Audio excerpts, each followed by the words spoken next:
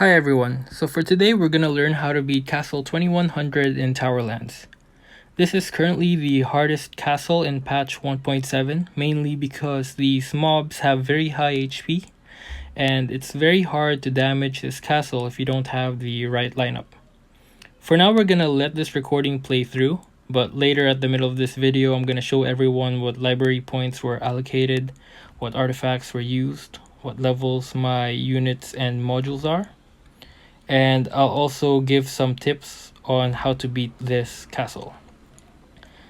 I'm not gonna lie, it'll need a bit of RNG, and in my case I think the game bugged on me in a good way. We'll get to that later. But right about now, we should be able to beat this castle. Alright, let's head over to the battle statistics. As you can see, the fire archer is very important here, along with the light archer. I'm not sure if it's possible to beat this castle at all without either of these units, but if you've done it, let me know.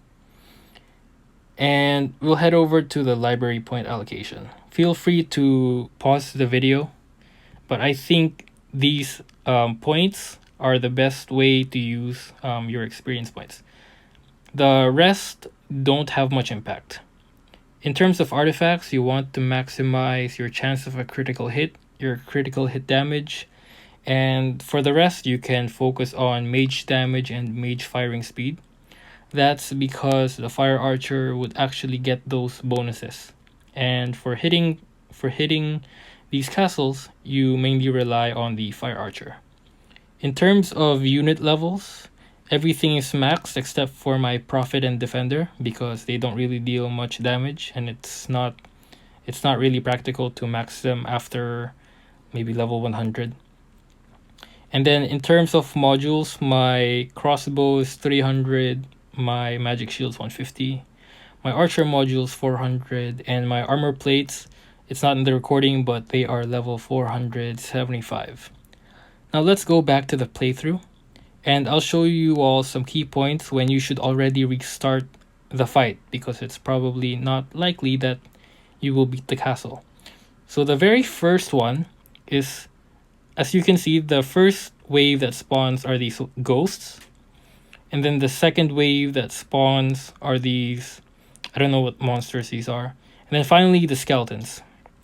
So you want these skeletons to spawn really close to the two waves before it. And this is possible if you have the North Archer, because he has this chance of stunning the enemies. So you will have to rely on that.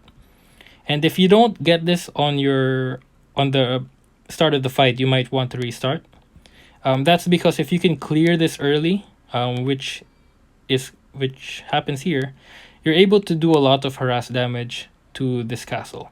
So from 2.5 million, I think we were able to remove 320,000 HP. Just like that. And you want to consider this in other scenarios as well. You want to maximize this harass damage, because at the end of this fight, there's a relatively long pause where there's no enemies, and you should be able to beat the castle by then. Okay, so just let it autoplay.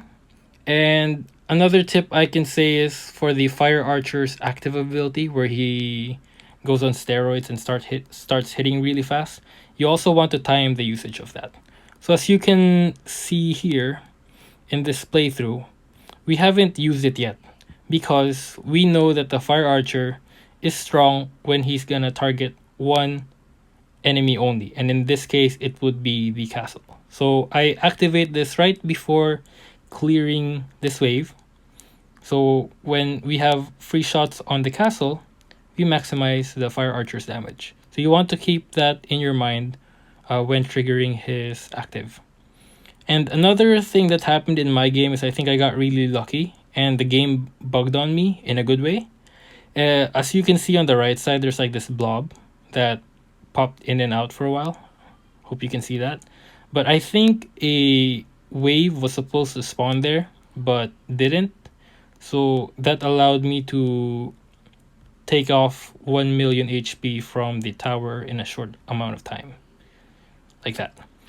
But even without that bug happening, I still think it's possible because I was able to bring this tower to 70,000 HP without any of that. I think I just got a bit unlucky, but you have to try multiple times and eventually you'll get it. So on this final straight, I just call it the final straight, but it's basically the long pause where after this wave of skeletons, you have a lot of time to hit this tower. It's at this point that you want to make sure that you kill it, and ideally the castle has less than 1 million or maybe 1.2 million HP, because that's the amount of damage you can probably deal in this amount of time before more mobs spawn.